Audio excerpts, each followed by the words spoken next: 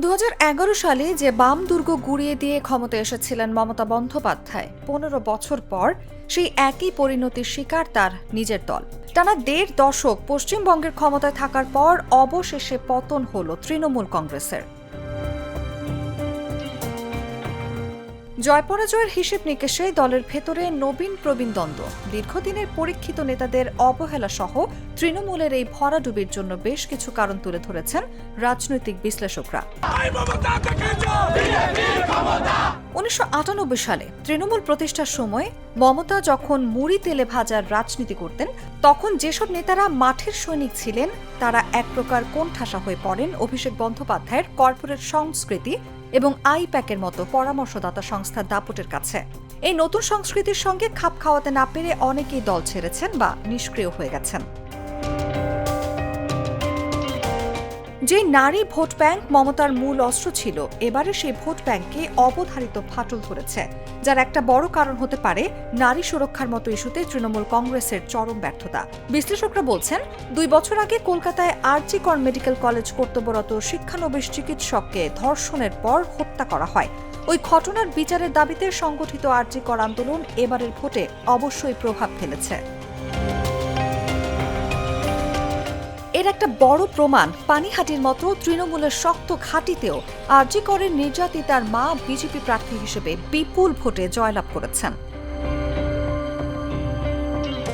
SIR বা voter তালিকার নিবিড় সংশোধনের ফলে পশ্চিমবঙ্গে যে 90 লাখের বেশি নাম তালিকা থেকে বাদ পড়েছে, তাতে তৃণমূল কংগ্রেসই যে বেশি ক্ষতিগ্রস্ত তা এখন দিনের আলোর মতো স্পষ্ট।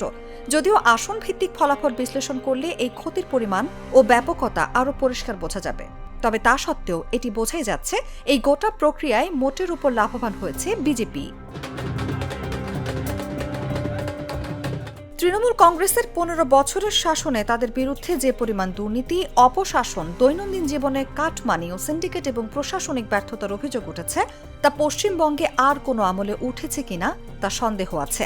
তার সঙ্গে এই 15 বছরে রাজ্যে তরুণদের জন্য নতুন চাকরি বা কর্মসংস্থান সৃষ্টিতেও মমতার সরকার চরম ব্যর্থতার পরিচয় দিয়েছে।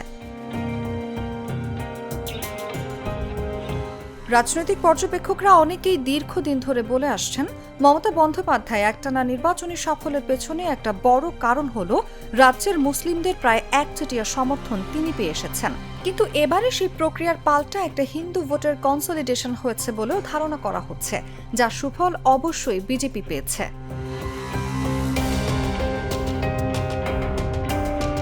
অন্যদিকে মমতা বন্দ্যোপাধ্যায়ের বিরুদ্ধে মুসলিম তোষণের অভিযোগ খারিজ করতেই সম্ভবত হালে রাজ্যের সরকারি খরচে একের পর এক হিন্দু মন্দির স্থাপন করেছিলেন। কিন্তু বোঝাই যাচ্ছে এই সফট হিন্দুত্ব কাজে আসেনি। রাজ্যের বেশিরভাগ হিন্দু বরং হিন্দুত্ববাদী বিজেপিকেই বেছে নিয়েছেন। পশ্চিমবঙ্গের রাজনৈতিক বাস্তবতায় রাজ্যের শাসক দল ভোটের সময় কিছুটা বাড়তি সুবিধা পেয়ে থাকে, যেটা এবার তৃণমূল কংগ্রেস পায়নি বললেই চলে। এছাড়াও নির্বাচনের আগে থেকেই রাজ্যে মোতায়েন করা হয়েছে 2,40,000-এরও বেশি কেন্দ্রীয় নিরাপত্তা বাহিনী। অনেকে বলছেন, এই বিপুল সংখ্যক নিরাপত্তা বাহিনীর উপস্থিতির কারণেই ভোট এত শান্তিপূর্ণ হয়েছে এবং মানুষ এত নিশ্চিন্তে ভোট দিতে পেরেছেন।